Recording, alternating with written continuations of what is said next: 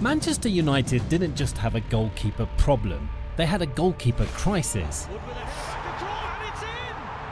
Two keepers, zero trust, every big moment felt like a gamble, and United kept losing the bet. But on deadline day, everything changed. Because while the world talks about Emi Martinez and Gianluigi Donnarumma, United quietly chose someone nobody saw coming. A 23-year-old Belgian, a name most fans couldn't even pronounce. A signing that felt like a risk, until he touched the pitch. And in just a handful of games, Senne Lammens didn't just answer the questions, he shut them all down.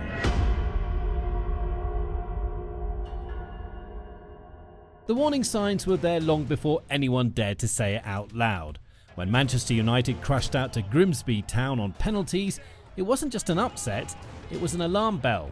Because everyone watching that night knew the truth. What failed wasn't just the goalkeeper, it was everything that led to that humiliating moment. In 2023, Manchester United made a decision they thought would change everything. Andre Onana arrived to replace David De Gea. Finally, Jasper, Manchester United have their man. They have signed the Inter Milan goalkeeper Andre Onana for €55 million. The modern ball-playing keeper United supposedly needed. Altay Bayindir came in as competition, another international goalkeeper meant to push the standard higher. Two national team goalkeepers, yet confidence in either was non-existent. The numbers told the real story. United's goalkeeping unit produced one of the worst defensive stretches in the club's modern history. Clean sheets? Rare.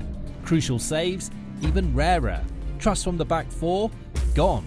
In a system built on composure and control, United's keepers gave them crisis instead. So when Senne Lammens debuted against Sunderland, everything changed. Clean sheet? Checked. Crucial saves? Checked. But it was the defenders' reactions that said the most. The relief, the confidence, the trust that hadn't been there in years was suddenly back. And here's the painful truth. Onana wasn't a bad goalkeeper, he wasn't just the right goalkeeper. At Inter, he thrived behind a structured defensive machine. But at United, every weakness was exposed. His distribution demanded teammates who could receive under pressure. United didn't have that. Every back pass felt like a gamble. Every aerial ball felt like a countdown to chaos. And Bayindir, he barely played. And when he did, the nerves were obvious. He wasn't ready for this level. Maybe not yet. Maybe not ever. Ruben Amorim saw all of it, because in his system, the goalkeeper isn't just a shot stopper, he's a tempo setter, the first passer, the anchor of the entire structure. That's why names like Emi Martinez and Donnarumma looked tempting, but came with problems. Martinez, World Cup winner, yes, but at 34, he was a short-term fix for a club trying to build a long-term identity. Donnarumma, on the other hand, was a superstar, a shot-stopping freak, a Champions League winner. But under pressure, his distribution was inconsistent, his sweeper decisions questionable, his wages nuclear. And then there was Senne Lammens, a 23-year-old Belgian from Royal Antwerp that most fans couldn't even recognise on FIFA. No Premier League experience, no medals, no headlines, just numbers. Really, really good numbers. So when the news broke that Lammens was the chosen one, the backlash was instant. But what the outside world didn't see was the quiet revolution happening inside Old Trafford. A complete restructuring of how United scouted, chose and built their team. And speaking of support, hit that like and subscribe button. Because just like Lammens, this channel works better when there's trust from the back. To many, choosing a young Belgium looked reckless. A club of Manchester United's stature passing up on top-class goalkeepers. But behind that decision was maths, not madness. Inside Carrington, a quiet revolution had been taking shape. Sir Jim Ratcliffe's football department has turned recruitment into a science. Every signing now goes through the performance matrix, a system that tracks over 120 goalkeeper metrics across Europe's top leagues. Every dive, every claim, every misplaced pass, every reaction under pressure. Logged, analysed, dissected. And it's not just goalkeepers. This is the same system behind the recent transfer revolution. When that data was filtered through Amorim's tactical model, only one name fit his goalkeeping profile perfectly. Lammens wasn't the biggest name, but he had the biggest differential in every metric that mattered. Well, Onana had a save percentage of 68.9% Lammens stood at 81.4%.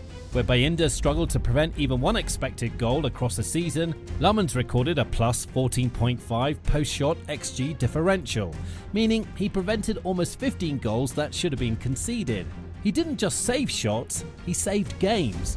But here's where it gets really interesting. When his numbers were mapped against Amorim's tactical demands, the fit was almost perfect. In Amorim's 3-4-3 build-up, the goalkeeper isn't passive, he's the third centre-back. At Antwerp, Lammens averaged 7 successful long passes per game, compared to Onana's 4. He completed 859 passes at 76.5% success rate. For context, these are numbers that rival midfielders, not goalkeepers. And his error rate, just 0.13 per match. These highlights are what United were buying, not potential, proof. And I know it might be too soon or controversial to say it, but it looks like United weren't gambling on him, they were actually evolving. Signing Lammens isn't just about a goalkeeper, it's about structure and identity. To understand why Senne Lammens works so well for Manchester United, you have to first realise how Ruben Amorim's football actually functions. Amorim doesn't see the goalkeeper as a last line of defence, he sees him as the starting point of attack. In his 3-4-3 system, the build-up begins from the back, where the goalkeeper steps into the line between the centre-backs to create numerical superiority. It's not about playing pretty passes, it's about control. Every movement from the keeper either attracts pressure or releases it. Every touch dictates the team's rhythm. That's what killed Onana under Ten Hag. He had the tools but not the framework. He was asked to be a sweeper keeper but without the defensive structure to support it. He was asked to play out from the back while being pressed by 2 strikers with no clear passing lanes. In Amorim's setup, there's structure behind every pass. And so far, Lammens fits this perfectly. Since his arrival, the Belgian ranks first in long passes, first in progressive passes, first in defensive duels won, second in goals prevented, second in passes into the final third, and fourth in save percentage, across the entire Premier League. But even beyond the structure, there's something simple about Lammens that every fan can see without looking at the numbers. He's composed, he's direct, he's dependable. This is why Amorim wanted him, because for his system to function, the goalkeeper must be more than comfortable with the ball. He must also be trusted. Every crucial intervention would be followed by a smile on the faces of the defenders. Trusted by the coach, trusted by the defenders, trusted to hold the ball under pressure. He's only played a few games, but already Manchester United looks different. The team is actually winning games. You can see it in the way the defenders move. There's a calmness that wasn't there before, the kind that only comes when players know the man behind them will handle anything. In case you haven't noticed, he mirrors Belgium's modern tradition of goalkeeping excellence. At 6'4", Lammens carries the same physical authority that made Thibaut Courtois one of Europe's best. In fact, Courtois said Lammens is a huge talent. Obviously not experienced yet, but he thinks his style is well suited to the Premier League. Belgium may have found its next number 1, and United might have found theirs for the next decade. We know it's only been a handful of games, but to anyone who's been watching, the difference has already been obvious. Against Sunderland, he made decisive saves that changed the rhythm of the entire match. Then came Liverpool, the real test, and what we saw confirmed it wasn't a debut fluke. He came off his line with confidence, he claimed crosses in crowded boxes, he turned chaotic moments into routine ones. Senne Lammens hasn't made Manchester United spectacular, but his stability is what finally makes the team feel fearless going forward. That quiet certainty behind them, that's the difference. Because this is what Schmeichel did, this is what Van der Sar did, this is what De Gea did in his prime. For years, United searched for someone who could restore that feeling. Not loud dominance like Schmeichel, not highlight reel heroics like peak De Gea. It's the quiet control, the way he organises without shouting, the way he catches under pressure and immediately launches a counter-attack, the way defenders look calmer with him behind them. And yes, mistakes will come. This is Manchester United. The pressure will swallow you if you let it. But what matters is how he responds. What's encouraging is what he believes. He calls United the perfect place to grow.